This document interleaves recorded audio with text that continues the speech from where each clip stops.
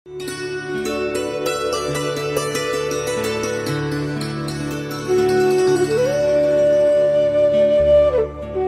परमात्मा पाप कर्म दंड को भी काट सकता है।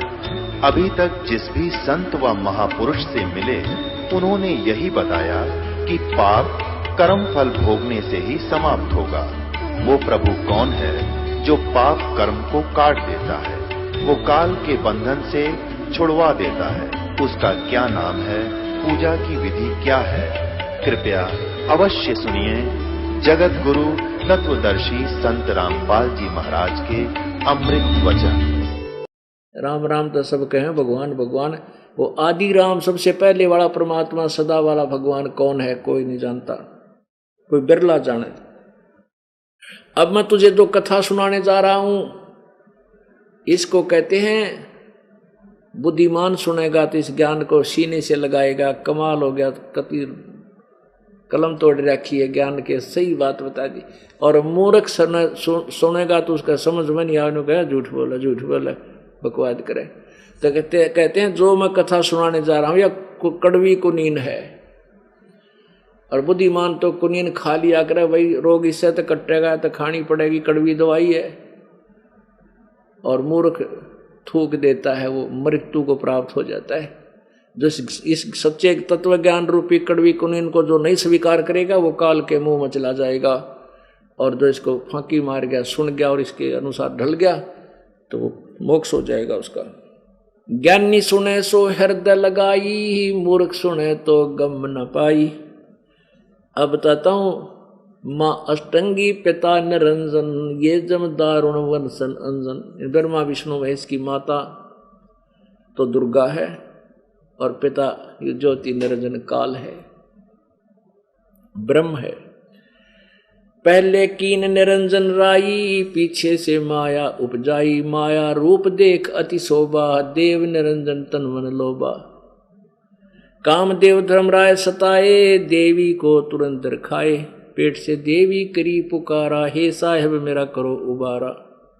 टेर सुनी तब हम ता आए, अष्टंगी के बंध छुड़वाए। सतलोक में कीना दुराचारी, काल निरंजन दीना नकारी। माया समेत दिया भगाई, 16 शंख कोस दूरी पर आई। अष्टंगी और काल अब दोई, मंद कर्म से गए बिगोई। धर्मराय को हिकमत कीना, नखरे खासे भग कर लेना। धर्मराय कीन्या भोग विलासा, माया को रही तब आशा। अब कहते हैं इस काल ज्योति निरंजन और दुर्गा ने पति पत्नी व्यवहार किया, जिससे यह गर्भ धारण हुआ, इसको आशा हुई। 3 पुत्र अष्टंगी जाए, ब्रह्मा विष्णु शिव नाम धराए। ओए होए। अब पुण्यात्माओं, ये ज्ञान कबीर भगवान जी ने, परमेश्वर जी ने 600 साल पहले बताया था कि ब्रह्मा विष्णु महेश नासवान हैं, इनकी जन्म मृत्यु होती है। और ये दुर्गा इनकी माता है और ये ज्योति निरंजन ब्रह्म ये इनका पिता है। लेकिन इन अनाड़ी अज्ञानी ऋषियों ने संस्कृत बोल कर ट्या करनिया ने उस परमात्मा के सत्य ज्ञान को ऊपर नहीं आन दिया। और ये कहते थे वो तो अनपढ़ है, अशिक्षित है, वो अक्षर ज्ञान नहीं जानता। कबीर क्या जाने वेदों के गूढ़ रहस्य को, क्या जाने पुराणों के विषय में। तो उस आज से 600 वर्ष पहले जो समाज अशिक्षित था, उन्होंने उन अज्ञानी, उन ब्राह्मणों के, गुरुओं के, महर्षियों के इस ज्ञान, इस बात को स्वीकार कर लिया कि भी सचमुच कबीर साहब तो अनपढ़ हैं, ये क्या जानते होंगे वेद और गीता के बारे में। संस्कृत के ब्राह्मण पढ़ सके थे। और वह बीमारी ईबता ही पड़ गई। अब परमात्मा ने 600 साल पहले वो बात कही जो सिंपल लैंग्वेज में कबीर वाणी में, वो सच्चिदानंद घन की वाणी है, ये 5वां वेद है, जिसके विषय में गीता जी अध्याय नंबर 4 के श्लोक 32 में कहा है कि मैंने जो अभी तक तेरे को नाना प्रकार की साधनाएं बताई हैं, कुछ ऐसे करता है, कोई ऐसे करता है, लेकिन उस सच्चिदानंद घन ब्रह्म की वाणी में, मुख्य वाणी में, उनके द्वारा उच्चारित ज्ञान में बहुत विस्तार से वो तत्व ज्ञान बताया है। फिर 34वें अध्याय के 34वें श्लोक में कहा कि उस तत्व ज्ञान को किसी तत्वदर्शी संतों के पास जाकर समझ, वह तुझे परमेश्वर के बारे में वो तत्व ज्ञान बताएंगे। तो पुण्यात्माओं, उन अनाड़ी व्यक्तियों ने, उन नकली गुरुओं, ऋषियों, महर्षियों ने परमेश्वर के उस ज्ञान को दबा रखा था।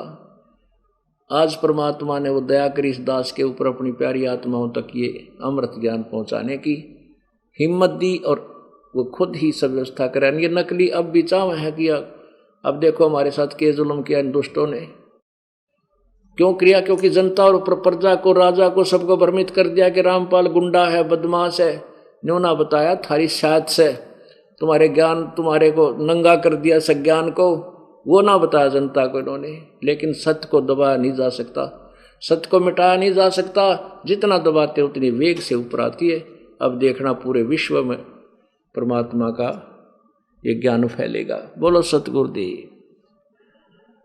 परमपिता परमात्मा कबीर देव जी स्वयं ही यहां आकर के हमें अपने यथार्थ ज्ञान से परिचित करवाते हैं। और काल भगवान ने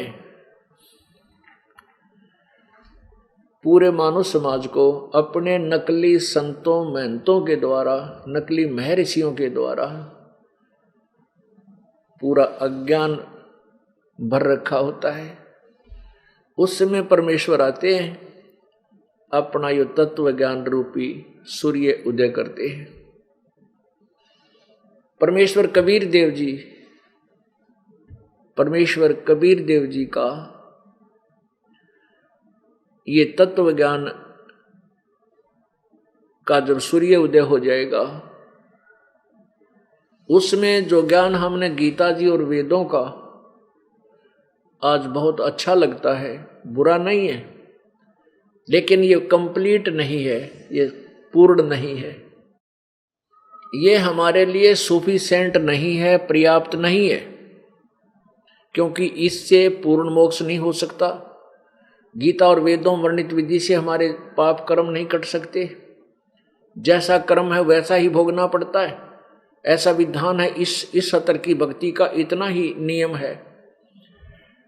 और पूर्ण मोक्ष नहीं हो सकता, जन्म मृत्यु का यो रोग दीर्घ नहीं कट सकता।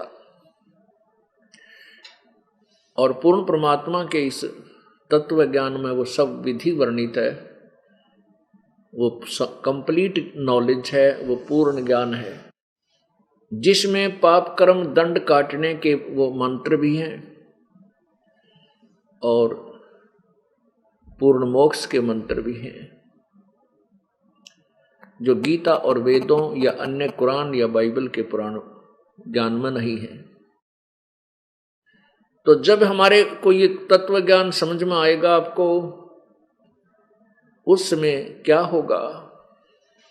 उस समय क्या होगा कि हम अपने को ये वेद और गीता, पुराण और कुरान और बाइबल का ज्ञान कैसा लगेगा? तारा मंडल बैठ कर ये चांद बढ़ाई खावे, उदय हुआ जब सूरज का ये स्यों तारों छिप जावे। रात्रि के समय चंद्रमा का प्रकाश बहुत अच्छा नजर आता है, लेकिन पर्याप्त नहीं है। और जब सूर्य उदय होता है तो चंद्रमा का अस्तित्व कहीं देखने से भी दिखाई नहीं देता। और सूर्य उदय होने के उपरांत चंद्रमा की रोशनी की हमें आवश्यकता भी नहीं है। वो तो मजबूरी होती है कि उसमें सूर्य नहीं होता। इस प्रकार जब तक हमें ये तत्व ज्ञान नहीं मिला था तो हमारी मजबूरी थी, हम ब्रह्मा विष्णु महेश और ब्रह्म तक की साधना पर ब्रह्म तक की कर लेते थे, लेकिन वो पर्याप्त नहीं थी। अब हमें वो पर्याप्त प्रकाश मिल गया, वो पर्याप्त ज्ञान मिल गया। अब भी हम पार नहीं होंगे, साधना नहीं करेंगे, फिर परमात्मा को उल्हाना नहीं रहा। आप स्वयं जिम्मेवार होगे जो काल के जाल में अब भी रह गए। इसके लिए परमेश्वर अपनी वाणी में कहते हैं, समझा है तो सिर धर पाओ और बहोर नहीं रे ऐसा दाओ। ओहो, यदि तू समझ गया है, आपको ये ज्ञान समझ में आ चुका है कि मानुष जन्म बार बार नहीं मिलेगा, मनुष्य जीवन कभी फिर 1,84 भोगने के बाद मिल भी गया तो तत्वदर्शी संत नहीं मिलेगा, ये ज्ञान नहीं मिलेगा, ये नाम नहीं मिलेगा। तो अब इस दृष्टिकोण से आप भक्ति करो, दिन रात एक कर दो, भक्ति सिमरन सेवा दान धर्म, ज्यादा से ज्यादा समय निकालो। पुण्यात्माओं, आप विश्वास रखना, जिसमें आप परमात्मा से जुड़ जाओगे, कबीर भगवान तय, आपके वो काम ठीक होंगे आप स्वप्न में भी नहीं सोच सकते। अब तो आपको लगता है कि 3 दिन कैसे जाएंगे, महीने में कैसे आएंगे। पुण्यात्मा, विचार करना थोड़ा सा। परिवार का एक सदस्य बीमार हो जाता है और किसी हॉस्पिटल में दूर देश में एडमिट कराना पड़ जाता है। अब उसमें धन भी व्यय हो रहा है, पैसा भी लग रहा है, मानसिक परेशानी भी बढ़ रही है। पता नहीं क्या होगा, कैसी रिपोर्ट आएगी, और काम भी छूट गया, कार्य भी छूट गया, घर के ताला लगाना पड़ जाता है, पैसा नहीं है तो कर्जा करके भी ला करके इलाज करवाना पड़ता है। पुण्यात्माओं, परमेश्वर कबीर जी के चरणों में आने के बाद आपको ये प्रॉब्लम नहीं आएगी। आपका जो लाख रुपए में रोग ठीक होना हो, और होना हो या ना भी हो, रोग की कोई गारंटी ना होती। या परमात्मा कबीर जी के चरणों में आपको फ्री में वो सुख मिलेगा। तो ऐसे हमने विचार लगाना पड़ेगा, ऐसे हम अपने विचारों को सेट करके फिर हम सत्संग में आएंगे। लाखों रुपये लगने थे, काम छूट जाना था, कार्य बंद हो जाना था, परमात्मा की कृपा से वो आप स्वस्थ हो गए। तो फिर यहां फिर भी नहीं आओगे। यहां बुलाने का उद्देश्य हमारा क्या है कि यहां बुला करके आपका यो मोतियाबिंद का ऑपरेशन करना है। जिन संतों को, ऋषियों को, महर्षियों को हम कंप्लीट नॉलेज युक्त मानते थे, संपूर्ण ज्ञान युक्त मानते थे, वो बिल्कुल अज्ञानी थे। उनके पास कोई ज्ञान नहीं था, ना वेदों का, ना गीता जी का, ना पुराणों का। तो उनको मोतियाबिंद था। मोतियाबिंद कैसा होता है? जैसे कल आपको दिखा था, आगे भी रह कर दिखाते रहेंगे कि इन ऋषि महर्षियों को वेदों का ज्ञान नहीं था। श्रीमद् देवी भागवत गीता प्रेस गोरखपुर से प्रकाशित 6ठा स्कंद, उसमें लिखा है 414 पृष्ठ पे कि सतयुग में ब्राह्मण वेदों के पूर्ण विद्वान होते थे और वो दुर्गा की पूजा करते थे। अरे तेरा भला हो, यो वेदों में कहीं भी दुर्गा की पूजा का नामो निशान नहीं है। यजुर्वेद अध्याय नंबर 40 के श्लोक नंबर 15 में ब्रह्म साधना का प्रमाण है। वेदों में ब्रह्म साधना, ब्रह्म तक की साधना का तो विवरण है, लेकिन पूर्ण परमात्मा की जानकारी भी रह कर है, अत्यधिक है। यजुर्वेद अध्याय नंबर 40 के श्लोक 15 में लिखा है कि वायु अनिलम अमृतम इदम भस्मांतम शरीरम ओम कर्तु समर किल्वे समर और कर्तुम समर। ओम नाम का जाप काम करते करते श्रवण कर, विशेष कसक के साथ यानी श्रद्धा के साथ श्रवण कर, और मनुष्य जीवन का मूल कर्तव्य जानकर ओम नाम का श्रवण कर। ये तो ब्रह्म तक की साधना है। इससे क्या होगा कि जब तू अंत समय में तेरा शरीर नष्ट होगा, खत्म होगा, भस्म होगा, उस समय तू ओम नाम की कमाई भक्ति से जो तुझे रिजल्ट मिलना है, इसका परिणाम मिलना है, जो गति होनी है, तो तब वो तुझे उतना अमृतव मिल जाएगा, ब्रह्मलोक की प्राप्ति हो जाएगी। यजुर्वेद अध्याय नंबर 40 के श्लोक नंबर 17 में स्पष्ट किया है कि वो परमात्मा पूर्ण ब्रह्म तो मोक्ष है, वो पूर्ण परमात्मा तो ऊपर प्रोक्ष है, गुप्त है। और वेद ज्ञान दाता ब्रह्म कह रहा है कि मैं ब्रह्म हूं, मेरा आकाश में ब्रह्मलोक है और मेरा ओम नाम ऐसा जानो। अब देखिएगा, थोड़ी सी झलक दिखाएंगे। अब यहां हमने इस तत्व ज्ञान को रह कर समझना पड़ेगा। और इन पवित्र सदग्रंथों का दर्शन रह रह कर करेंगे, तब हमारे अज्ञान की लेर उतरेगी, जो परत चढ़ेगी ना अज्ञान की। तो ये रेग मार लगा जा रहा आपके ये सदग्रंथों को दिखा दिखा के, और ये रेग मार लगा के, और फिर ये तत्व ज्ञान रूपी पेंट आपके ऊपर परमानेंटली हो जाएगा, पूर्ण रूप से हो जाएगा। ये देखिएगा पवित्र यजुर्वेद, ये है महर्षि दानंद सरस्वती जो आर्य समाज प्रवर्तक है, उनके द्वारा इसका अनुवाद किया है। महर्षि दानंद वेदों का राइटर नहीं है, केवल अनुवाद करता है। प्रकाशक है सार्वदेशी कार्य प्रतिनिधि सभा 2/5 महर्षि दानंद भवन, रामलीला मैदान, नई दिल्ली। यजुर्वेद भाषा भाष्य संपूर्ण 40 अध्याय महर्षि दानंद सरस्वती कृत, इनके द्वारा किया है। और मुद्रक है Prince of set printers 1510 Pataudi house, Daryaganj, नई दिल्ली। यहां देखिएगा लास्ट में इसके यजुर्वेद का अंतिम अध्याय के अंतिम ही श्लोक हैं, ये देखिएगा। ये 4400 अंतिम अध्याय है, 4400 यानी 40वां, ये 4400 माने 40वां अध्याय है। और ये यजुर्वेद भाषा भाष्य, ये ऊपर मिसप्रिंट है थोड़ा, ये यजुर्वेद है। और ये 15वां श्लोक है। वायु अनिलम अमृतम, वायोर अनिलम अमृतम इदम अथ इदम भस्मांतम शरीरम, ओम करतो समर किल्बे समर और करतोम समर। सबस के इसने तो अनुवाद करने का अड़ंगा करने का ठेका ले रखा था। दानंद ने तो भांग पी कर लग जाता था।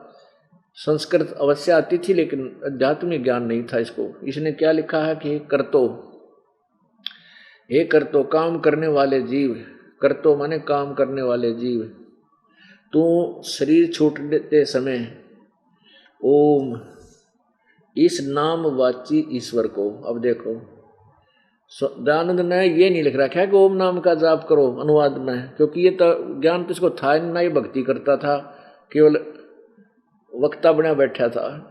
अब देखो ओम शब्द है, देखो यहाँ कर्तो का अर्थ किया है। कर्तो माने कर्म करने वाले जीव, तू शरीर छूटते समय ओम। अब ओम का यहाँ लिखना था ओम, ओम ही लिखना था, ओम इस नाम को स्मरण कर, ये अनुवाद होना चाहिए था। स्वामी जी ने क्या कर दिया कि तो शरीर छूटते समय तक इस ओम तो ब्रैकेट में है, इसका अनुवाद चाहिए था इस नाम वाची ईश्वर को, नोट ओम का स्मरण नहीं, इस जिसका ओम नाम है ना, ओम नाम वो ब्रह्म का है, तो उसका स्मरण कर, ओम का नहीं, जो जिसका ओम नाम है उसको स्मरण कर। और अपने किल्वे माने अपने सामर्थ्य के लिए परमात्मा और अपने स्वरूप का स्मरण कर। अपने स्वरूप का के स्मरण करे। और कर्तव्य माने अपने किए का स्मरण कर। इस संस्कार का वायु धनंजय आदि रूप वायु, कारण रूप अनिलम माने कारण रूप वायु, अमृतम अविनाशी कारण को धारण करता हुआ, अथ माने इसके, अनंतर इदम यह शरीरम नष्ट होने वाला सुखदायक आश्रय शरीर, सुख आदि का आश्रय शरीर, भस्मांतम अंत में भस्म होने वाला, ऐसा जानो। इससे सिद्ध है कि यू ओम नाम भी ना जप्या करता, ये केवल गपोड़ मारा करता, इधर उधर के कहीं की ईंट कहीं का रोड़ा इकट्ठा कर रखा था। इससे सिद्ध है कि अनुवाद करता क्या क्रिया करता है, इससे स्पष्ट पता चल जाता है ये कितना विद्वान था, कितना इसने भगवान को जाना है। इसका सीधा सा अर्थ बनता है कि ओम नाम का जाप करतो समर, काम करते करते सुमन कर, ओम नाम का। ओम स्पष्ट लिखा है इसमें, देखो ओम कर तो समर, बस ओम ओम समर। नोट इसमें ये लिखा कि जिसका ओम नाम है उसको समन कर। ये तो हम संस्कृत भी तो ये देवनागरी यानी नागरी लिपि है, हम इसको आसानी से पढ़ सकते हैं, अक्षर ज्ञान हमारे पास है, इसमें तो कोई डाउट है नहीं। ओम कर तो समर किलवे समर कर तुम समर, कति सिंपल से सिंपल उसमें लिख रखा है भाव में। तो ओम नाम का जाप काम करते करते समन करो, विशेष कसक के साथ। किलवे माने उन्होंने कहा तो किलबलाट माच गया, यानी कति कसक को बहुत जबरदस्त श्रद्धा से, और कर तुम अपने मुख्य उद्देश्य मान करके, परमात्मा के अपना मुख्य कर्म मान करके मनुष्य जीवन का, के भगवान की भक्ति बिना ये जीवन व्यर्थ है मनुष्य का। इस करके तू ओम नाम का इस दृष्टिकोण से और ऐसे जाप कर। जब तेरा शरीर छूटेगा तब तुझे ओम नाम के सतर की, ओम नाम से जो तुझे लाभ मिलना है वो अमृतो मिल जाएगा, और तेरा जो प्राण जो जीव है वो लिंग शरीर बन जाता है, उसकी बैटरी चार्ज हो जाती है। वायु अनिलम अमृतम अथ इदम भस्मांतम शरीरम। तो इसका अर्थ ये बनता सीधा सा कि ओम नाम का जाप करने से इसके सतर का जो लाभ तुझे होना वो मिल जाएगा। अब आगे लिखा है ये 15 में, अब 17 इसका 40 में जाएगा। अंतिम मंत्र है यजुर्वेद का 44वां अध्याय, और ये 17वां श्लोक मंत्र है, लास्ट है ये इस अध्याय का भी लास्ट है और यजुर्वेद का भी अंतिम मंत्र है। इसमें क्लियर कर रखे हैं, इस अनुवाद करता है का ही पढ़े, इसे बहुत कुछ समझ में आएगा। दयानंद जी कह रहे हैं, लिख रहे हैं, हे मनुष्यो जिस ज्योति स्वरूप रक्षक मुझसे अविनाशी यथार्थ कारण के आच्छादित मुख के तुल उत्तम अंग का प्रकाश किया जाता है।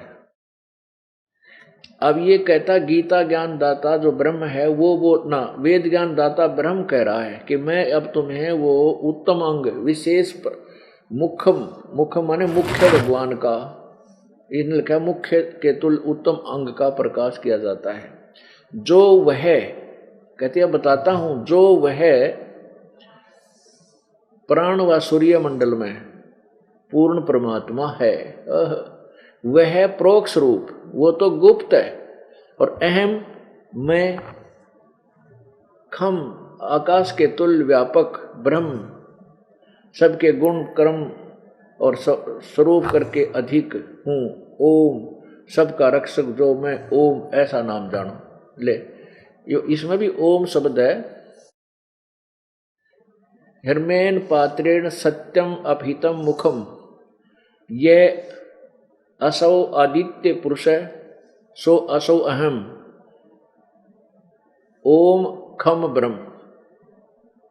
खम का अर्थ होता है आकाश और स्वर्ग, तो और ब्रह्म ये खुद है, वेद ज्ञान बोल रहा है। ये ब्रह्म कह रहा है कि वो पूर्ण परमात्मा तो सतलोक में है, वो गुप्त है, उसको नहीं देख पा रहे, और मैं स्वर्ग में हूं, मेरा यो ओम नाम है। ये लिखता है कि जो वह प्राण व सूर्य मंडल में पूर्ण परमात्मा है वह प्रोक्ष रूप वो तो गुप्त है, और अहम माने मैं, ये ब्रह्म कहता मैं ब्रह्म, अहम ब्रह्म, ये ब्रह्म आना चाहिए, मैं ब्रह्म आकाश यानी खंभ माने स्वर्ग में ब्रह्मलोक में हूं, और मेरा ओम नाम है। अंडरस्टूड, कति क्लियर शब्द है, क्लियर अर्थ है इसका। लेकिन इस नडंगा कर रखा था ज्ञान किसने थाय निदानंद ने, तो कति यो तो ये भगवान इस जैसा तो मैंने जिंदगी में कोई इतने उच्च पद पर और ऐसा बेहुदा ज्ञान मैंने किसी संत और महर्षि का नहीं देखा।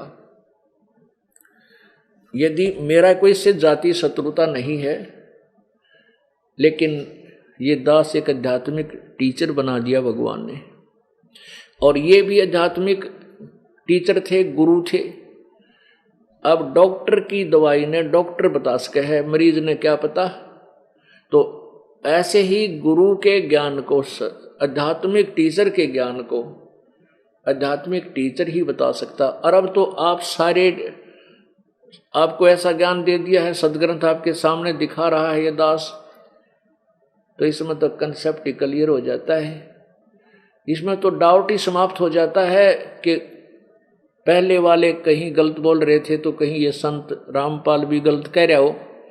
ये तो गुंजाइश नहीं छोड़ूंगा आपके पास के सामने,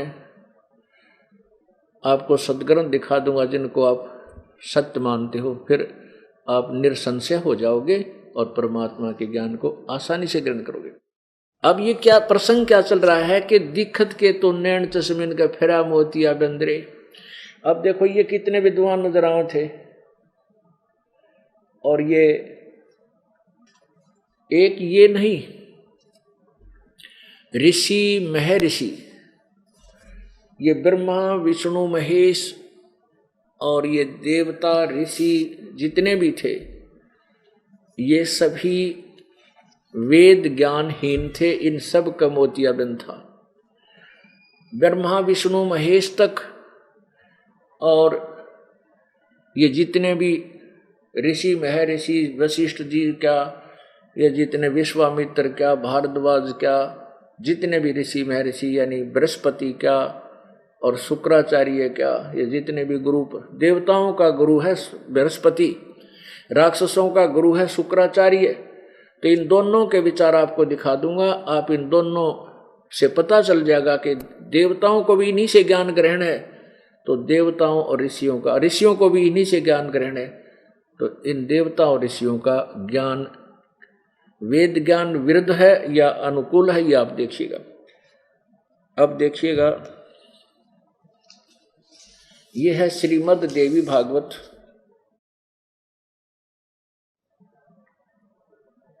श्रीमद् देवी भागवत गीता प्रेस गोरखपुर से प्रकाशित है ये, और ये इसका अनुवाद करता है हनुमान प्रसाद पोदार और चिमन लाल गोस्वामी। ये कहाँ से प्रकाशित है और मुद्रित है? प्रकाशक एवं मुद्रक गीता प्रेस गोरखपुर, गोविंद भवन कार्यालय कोलकाता का संस्थान। ऐसे ऐसे अब इसके 243 पृष्ठ पे आपको पढ़कर सुनाते हैं। अब देखिएगा, ये सकंद, चौथा सकंद,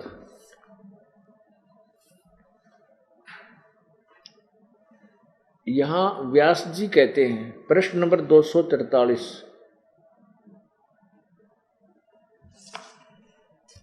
व्यास जी कहते हैं, प्रहलाद की बात सुनने के पश्चात शुक्राचार्य ज्ञान दृष्टि से सब कुछ देखकर प्रसन्न हो गए। उनका मुख मुस्कान से भर गया। उन्होंने दैत्यों से कहा, अब शुक्राचार्य इन दैत्यों का, राक्षसों का गुरु था, जिनमें से प्रहलाद भी एक उनका शिष्य था। वैसे प्रहलाद को जो भक्ति की उस समय तो नारद गुरु मिले थे, लेकिन बाद में अपने समुदाय के अंदर ये शुक्राचार्य से ही उपदेश ले लिया था। शुक्राचार्य ने प्रहलाद की बात सुनने के पश्चात शुक्राचार्य ज्ञान दृष्टि से सब कुछ देखकर प्रसन्न हो गए। उनका मुख मुस्कान से भर गया। उन्होंने दैत्यों से कहा, दानव, तुम मेरे यजमान हो, तुम न डरो, तुम न तो डरना चाहिए तुम्हें, और न पाताल में ही जाना चाहिए। अपने सत मंत्रों के प्रभाव से मैं तुम्हारी रक्षा कर लूंगा।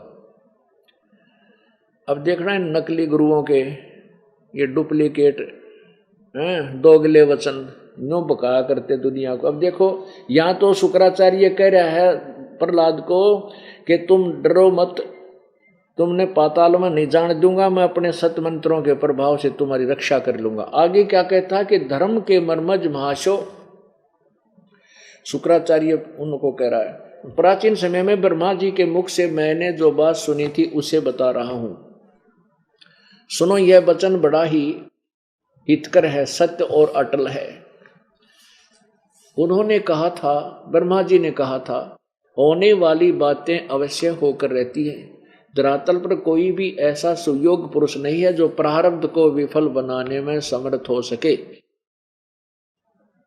विपरीत समय के कारण इस समय तुम्हारी शक्ति अक्षीण हो गई है। अब शुक्राचार्य कह रहा है कि अब तुम्हारी शक्ति भक्ति खत्म हो चुकी है, अतः एक बार तो तुम्हें देवताओं से परास्त होकर हार के पाताल में जाना ही पड़ेगा। समय सदा बदलता रहता है, कुछ ही दिन पूर्व तुम सम्राट रह चुके हो। ओए होए होए। परमात्मा कहते हैं निरंजन धन तेरा दरबार है, जहां तनिक नहीं न्याय विचार है। इन पाखंडिया ने तो गुरूर महर्षि की पदवी हो, तेरा नकली लोग इन क्या है का विज्ञान नहीं, तुरंत झूठ बोल रहा शुक्राचार्य। अब शुक्राचार्य जी प्रहलाद को कह रहे हैं, पहले तो उनको प्रहलाद आदि जितना समूह उनके शिष्य उनको कह रहा है कि तुम चिंता मत करो, मैं तुम्हें पाताल नहीं जाने दूंगा, अपने सत मंत्रों से तुम्हारी रक्षा कर दूंगा। फिर क्योंकि इनके पास ना कोई भक्ति है ना समाधान है, केवल अपनी बात बनाकर दुनिया को अपने पीछे लगाते थे। फिर तुरंत ही कहता है कि मैंने एक बात सुनी है ब्रह्मा जी के मुख में। पुण्यात्माओं, एक ही उदाहरण से सब क्लियर हो जाएगा। ब्रह्मा जी ने वेदों को पढ़ा, जैसा समझा, देखा और समझा। पढ़ा क्योंकि वेद ब्रह्मा ने पढ़े सबसे पहले, उसके बाद इसने ही विष्णु और शिव को बताया, अन्य ऋषि महर्षियों को बताया, और देवताओं के और राक्षसों के गुरु भी ये पहले एक ही ब्रह्मा की संतान है। बाद में एक जो गड़बड़ी करने लगे वो राक्षस कह लागे, जो ठीक नेक नीति से चलते रहे, शराब मांस तम्बाकू ना प्रयोग करते थे, वह अपने देव पद को महर्षि कहलाते रहे हैं। वो एक ही पिता की संतान, ये अच्छे और बुरे जो भी। अब ब्रह्मा जी का ज्ञान है कि जैसा भी कर्म जिसने किया है ये भोगना पड़ेगा, इसको कोई चेंज नहीं कर सकता पृथ्वी पे। इससे सिद्ध है कि ब्रह्मा जी को भी वेद ज्ञान नहीं था, और फिर इन नकली ऋषियों को कहां से होगा जिनको कह का पता नहीं। अब यहां राक्षसों के गुरु शुक्राचार्य और प्रहलाद तक की सती थी क्लियर होगी न कितना ज्ञान था, और ब्रह्मा जी की होगी। ब्रह्मा जी के साथ साथ विष्णु और शिव की होगी, क्योंकि विष्णु की भी आपको दिखाया था कि भी वो कहता है कि मैं तो शक्ति की पूजा करता हूं। देवी भागवत के पहले स्कंद में पृष्ठ 28 पे 28-29 पे भगवान विष्णु जी कहते हैं कि मैं तो दुर्गा की पूजा करता हूं, और शक्ति तो ऊपर मैं किसी को भगवान नहीं मानता, मेरी दृष्टिकोण में और कोई परमात्मा नहीं है। और इसी देवी भागवत के 562 पृष्ठ पे 562 पृष्ठ पे और 63 पे दुर्गा कहती है कि तुम उस ब्रह्म का जाप कर भक्ति करो, वही पूजा के योग है, उसका ओम मंत्र है, वो ब्रह्मलोक में रहता है। इससे सिद्ध हो गया कि ना तो दुर्गा ने ज्ञान कंप्लीट, कभी उसको अक्षर ब्रह्म कहती है, कभी उसको ब्रह्म लिखा उसमें, और पूर्ण ब्रह्म की जानकारी ना ब्रह्मा को, ना विष्णु को, ना शिव को, ना दुर्गा को, और ना इन देवताओं और अन्यों को तो होगी कहां से। तो कहने का भाव ये है दास का कि ये सब ये कहते हैं कि प्रारब्ध अर्थात पाप कर्म से दुख होता है, पुण्य से सुख होता है। तो सुख में तो इंसान ने चिंता नहीं, जब दुख आते हैं तभी इधर उधर संत और भगवान की तलाश करता है। फिर ये संत ऋषि में ऋषि गुरु कह देते हैं परमात्मा भक्ति करने वाले के पाप नहीं काट सकता। यदि भक्ति करने से पाप नहीं कटेंगे तो भक्ति का अस्तित्व समाप्त हो जाता है, परमात्मा की आवश्यकता कतई नहीं रहेगी, व्यर्थ है। अब जैसे दवाई से औषधि से रोग नहीं कटे तो दवाई कहाँ, वो औषधि कहाँ, उसका नाम औषधि गलत है, वो औषधि ही नहीं है। यदि कोई कहे कि साबुन लगाने से कपड़ा मैल नहीं छुड़वाता, मैल नाश नहीं करता, कपड़े के साबुन मैल नाश नहीं करता, क्या यह स्टेटमेंट सही हो सकती है? नहीं। यदि साबुन कपड़े का मैल नहीं छुड़वाए तो साबुन का अस्तित्व तो समाप्त हो जाता। क्या हो सकता है फिर साबुन की? साबुन के गुणों में लिखा है कि साबुन कपड़े के मैल काट देता है, मैल नष्ट कर देता है। और कोई इसके विपरीत कहता है कि साबुन लगाने से मैल नहीं कटते। वो कितना परिचित हो सकता है साबुन से? स्वप्न में भी नहीं, उसने कभी देखा भी नहीं, प्रयोग की तो बहुत दूर की बात है। यही स्थिति थी इन ब्रह्मा विष्णु महेश और इन देवताओं के गुरु और ऋषियों की, और मैं ऋषियों की। और ये एक नकली मैं ऋषि पाक रहा था इस कलयुग में, दयानंद सरस्वती और मैं ऋषि पता नहीं क्या पदवी ला रखी थी इसके कति जितना तो वे उदा ज्ञान मैंने पृथ्वी में नहीं देखा जो सत्यार प्रकाश में सत्कर मान लेना। और मेरा कोई उद्देश्य नहीं था इनके साथियों काम का जो है ना वाद विवाद करने का। उद्देश्य ये था कि सत्य का प्रचार करूं जो आदेश परमेश्वर का हो चुका है। इस अज्ञान ने मानव जन्म को, मानुष जीवन को बर्बाद कर दिया। कोई कहीं पर भी नैतिकता नहीं रह रही, एक माया दिखाई देती है, हाहाकार मचा पड़ा है। भाई बहन का प्यार रहा नहीं, रिश्तेदारी खत्म होगी केवल लालच के कारण। सब देखे हमारे भ्रष्टाचार, रिश्वतखोरी, लूटा खसोटी, डाके, पता नहीं क्या जुल्म हो रहा है। इसके जिम्मेवार ये नकली संत हैं और महंत हैं जो इनको परमात्मा का सच्चा ज्ञान नहीं दे सके, उस पूर्ण परमात्मा के विषय में जानकारी नहीं दे सके, जिससे ये सब शांति आनी थी। क्योंकि परमात्मा ही हमें सुख देता है। राजा को हम बहुत बड़ा मानते हैं और बड़ा सुख में व्यक्ति मानते हैं सुखी, और वो भी जब आपत्ति उसको घेर लेती है भगवान की तलाश करता है, संतों के पास जाता है। इससे सिद्ध है कि परमात्मा कोई परम शक्ति है जो दुखी को सुखी करता है, और दुखी को सुखी उसी समय होगा, दुखी सुखी उस समय होगा जब उसका पाप कट जाएगा। क्योंकि पाप से दुख है, जैसे कांटा लगा पैर में, कांटे से पीड़ा है और कांटा निकलेगा तो सुख होगा, पीड़ा समाप्त होगी, अन्यथा नहीं हो सकती। कोई कहे कांटा तो नहीं लगेगा, निकलेगा, कांटा नहीं निकल सकता। जूते पहन लो, भक्ति करते रहो। पुण्यात्माओं, जब तक ये पाप कर्म रूपी कांटा नहीं निकलेगा तो राम नाम का जूता पहना नहीं जा सकता। अब ये कांटा निकले और फिर उसको सलाह दी जाए कि भक्ति मत छोड़ना है भविष्य में, तो फिर वो व्यक्ति जो महादुखी था सुखी हो गया, और फिर वो भक्ति नहीं छोड़ सकता किसी सूरत में। जैसे किसी के पैर में कांटा लग जाए फिर वो जूता नहीं निकाल सकता। कांटे निकालने के बाद फिर कहा जाए कि बच्चा अब जूता मत निकालना, कांटा फिर लग जाएगा, फिर नहीं निकालेगा वह जूते को। इसी प्रकार जो प्राणी महादुखी हैं, और परमात्मा के गुणों में लिखा है कि वो परमात्मा अंधे नाख दे, कोडी निकाया दे, निर्धन माया दे, पांच को पुत्र दे, रंग को राजा बना दे, और दुखी प्राणी को जो आपत्तियों ने घेर रखा है उसको महासुखी कर दे। ये गुण है परमात्मा के। वो करता कैसे है, उसकी विधि है। जब तक वो विधि नहीं मिलेगी वो परमात्मा ये काम नहीं कर सकेगा। और कोई इसके विपरीत बताता है कि भक्ति साधना से पाप नहीं कटते, प्राणी सुखी नहीं होता, क्योंकि पाप कट के सुख होगा। जब तक पाप नहीं कटेंगे सुखी हो नहीं सकता। तो इसके विपरीत वो व्याख्या बताते थे, वो कति घोर अज्ञानी हैं, उनको ज्ञान नहीं था। अब बृहस्पति की बात सुनो, देवता। अब तो राक्षसों के गुरु की आपने सुन ली कि मैंने ब्रह्मा जी के मुख से सुना है कि जैसे कर्म किया हो तो भोगना पड़ेगा, उसमें कोई परिवर्तन नहीं हो सकता, यानी पाप अक्षमा नहीं हो सकते।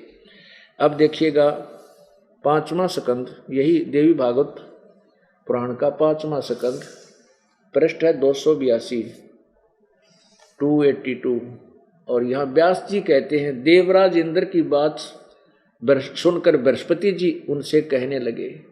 ये बृहस्पति जी, बृहस्पति कौन है? ये देवताओं का गुरु है, ऋषियों का गुरु है। यहाँ देखिए 283 पे स्पष्ट किया है,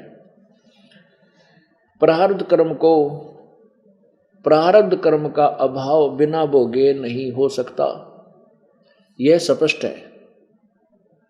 आर्य, संपूर्ण देवता तुम्हारे सहायक है, तुम स्वयं भी बुद्धिमान हो, फिर भी जो होनी है वो होकर रहेगी, तुम उसे टाल नहीं सकते। ऐसी स्थिति में सुख और दुख की चिंता में नहीं पड़ना चाहिए। और क्या की चिंता में पड़ा भाई? नगर सुख दुख की चिंता में नहीं पड़ना चाहिए और कुआं में पड़ना चाहिए फिर है। और तेरा गजब भैया।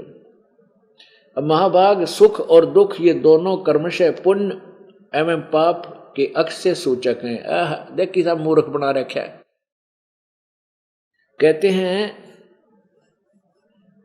सुख और दुख ये दोनों कर्मशय पुण्य और पाप के अक्षय के सूचक हैं।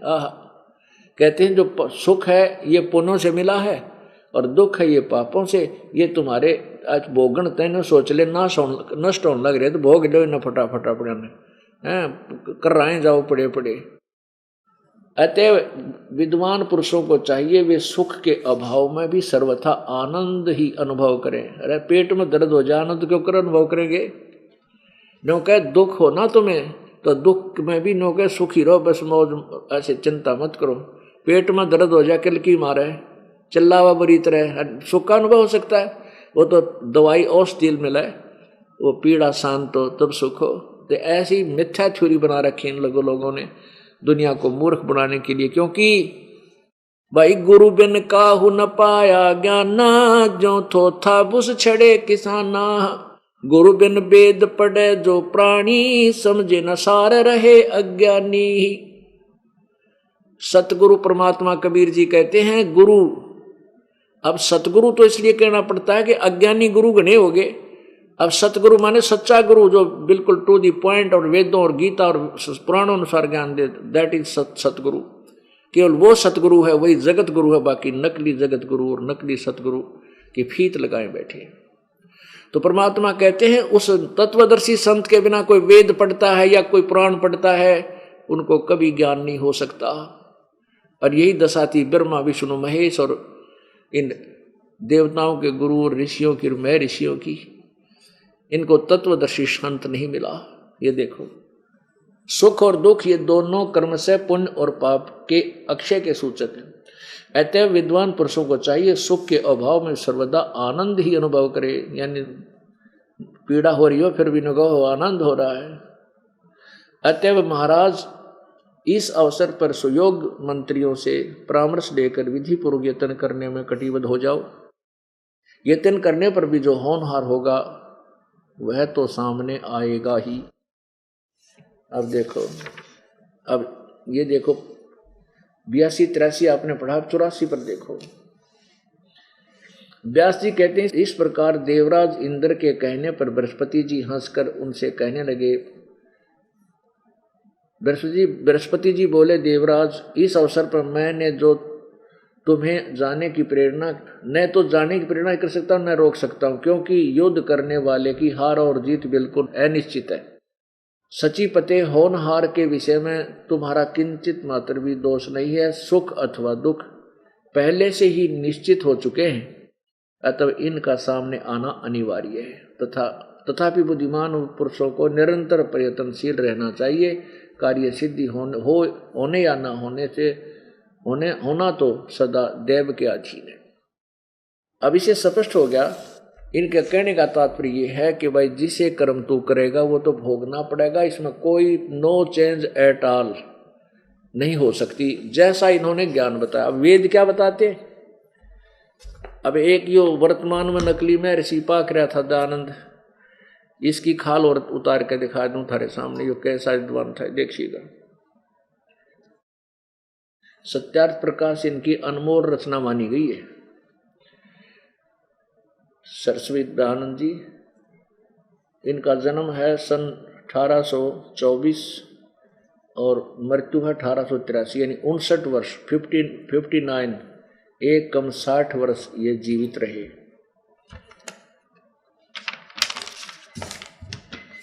अथ सत्यार्थ प्रकाश है।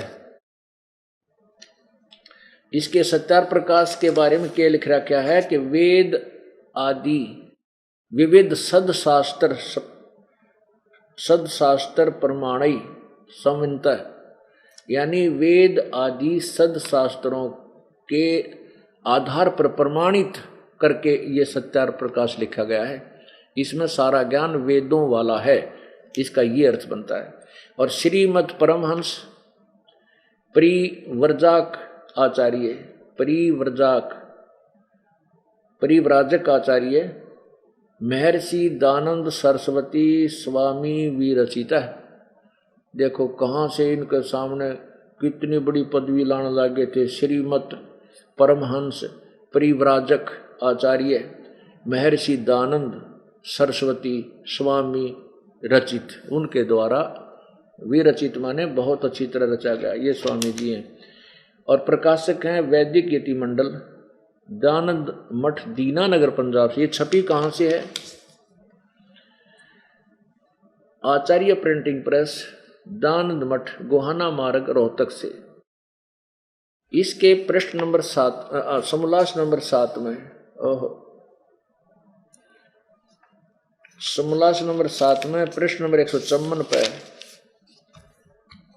किसी ने प्रश्न किया। अब ये 155 पे 154 पे सत्यार्थ प्रकाश है, 154 पे किसी ने प्रश्न किया कि प्रश्न है कि ईश्वर साकार है व निराकार? उत्तर स्वामी जी का निराकार। अब 154 पर तो निराकार कह रहा है, 155 पर कह रहा है कि साक्षात, उससे उसका साक्षात्कार हो जाता है। अब परमेश्वर की स्तुति प्रार्थना और उपासना करनी चाहिए व नहीं? स्वामी जी से प्रश्न किया, दानंद जी से। स्वामी दानंद जी कहते करनी चाहिए। तो प्रश्नकर्ता कहता क्या स्तुति आदि करने से ईश्वर अपना नियम छोड़ स्तुति प्रार्थना करने वाले का पाप छुड़ा देगा, यानी पाप नाश कर देगा? स्वामी जी का उत्तर नहीं। तो फिर प्रश्नकर्ता कहता तो भाई स्तुति प्रार्थना फिर क्यों करना, किस लिए करें? उत्तर स्वामी जी का कि उनके करने का फल अन्य ही है और लाभ है इससे, पाप तो कटे नहीं, नाश नहीं होगा। प्रश्नकर्ता कहता है क्या लाभ है? स्वामी जी ने क्या कलम तोड़ दी। आह, कहते हैं परमात्मा की भक्ति तो पाप तक कटे नहीं, और क्या होगा? स्तुति से ईश्वर में प्रीति, उसके गुण कर्म स्वभाव से अपने गुण कर्म स्वभाव का सुधरना, प्रार्थना से निरअभिमानता, उत्साह और सहाय का मिलना, उपासना से परब्रह्म से मेल और उसका साक्षात्कार होना। अरे तरह गजब भैया, यहाँ तक कह रहा भगवान निराकार और इसी के सामने न कह साक्षात्कार हो जाना। उसका साक्षात्कार किसका होगा? आमने सामने बात करे, जैसे इंटरव्यू होया करे बालका का, बच्चों का। अब बताइए न कित तरह इन ऋषिया ने, मैं ऋषिया ने बैठा दिया, पूरे मानव समाज को गुमराह कर दिया, काल प्रेरित होकर। अब स्वामी जी ने यहाँ 3 सिद्धांत हैं इसके। एक तो ये कहता है किसी इसी 7वें समोल्लास के प्रथम ही पृष्ठ पे किसी ने प्रश्न किया कि परमात्मा यानी ब्रह्म एक है या अनेक? स्वामी जी कहता है एक ब्रह्म है और कोई भगवान और कोई ईश्वर नहीं है, कोई ब्रह्म नहीं है। और स्वयं कह रहा है कि उस उपासना से परब्रह्म से मेल, परब्रह्म के अंदर 2 ब्रह्म सिद्ध होते हैं, एक दादा एक परदादा। दादा और परदादा 2 होते हैं।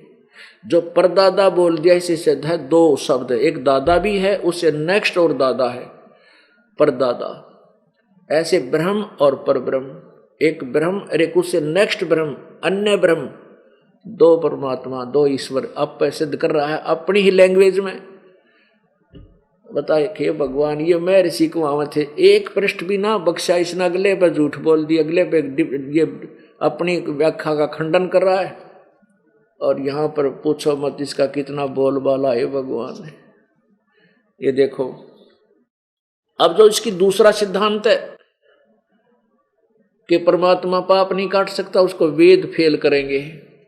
अब 2 सिद्धांत तो ये स्वयं कंडम कर रहा है, ये देखिएगा। ये 7वां समोल्लास सत्यार्थ प्रकाश में और 151 पृष्ठ पे, 151 पृष्ठ है ये, यहाँ 150 है, 151 पृष्ठ पे किसी ने प्रश्न किया कि वेद में ईश्वर अनेक हैं, इस बात को तुम मानते हो व नहीं? अब प्रश्न करता ठीक है कि वेद में अनेक ईश्वर लिखे हैं, तू मानता है कि नहीं? तो वो कहता है, दानंद जी कहता है कि नहीं मानते, क्योंकि चारों वेदों में कहीं यह नहीं लिखा जिससे अनेक ईश्वर सिद्ध हों, किंतु यह तो लिखा है कि ईश्वर एक है। तरह के भाई अब देखो प्रथम श्लोक में, प्रथम अध्याय में ये स्वयं बता रहा है कि ब्रह्म, यहां देखिएगा ये प्रथम समोल्लास 15 पृष्ठ पे क्या लिखा है कि सबसे बड़ा होने से ईश्वर का नाम ब्रह्म है। अपनात्मा ब्रह्म कहो चाहे ईश्वर कहो, ब्रह्म कहो चाहे ईश्वर कहो, यानी जैसे यहां पूछा है ना कि वेद में ईश्वर यानी ब्रह्म अनेक है, ब्रह्म कहें चाहे ईश्वर कहें, इन्हीं की भाषा में वेद में ब्रह्म अनेक है, इस बात को तुम मानते हुआ नहीं, यानी क्योंकि ये यहाँ इसको कह रहे हैं कि ईश्वर को ही ब्रह्म कहते हैं, सबसे बड़ा होने से ईश्वर का नाम ब्रह्म है। तो हम यहाँ ब्रह्म पूछें कि वेद में ब्रह्म अनेक हैं, ईश्वर के स्थान पर हम ब्रह्म लिख लेते हैं इन्हीं की भाषा में। इस बात को तुम मानते हुआ नहीं, स्वामी जी कहते नहीं मानते कि चारों वेदों में ये कहीं यह नहीं लिखा कि अनेक ईश्वर यानी अनेक ब्रह्म सिद्ध हों, किंतु यह तो लिखा है कि ईश्वर एक है, अर्थात ब्रह्म एक है। और रतरा गजब और आप पे लिख रहा है कि सतुति से, उपासना से, परब्रह्म से मेल और उसका साक्षात्कार होना।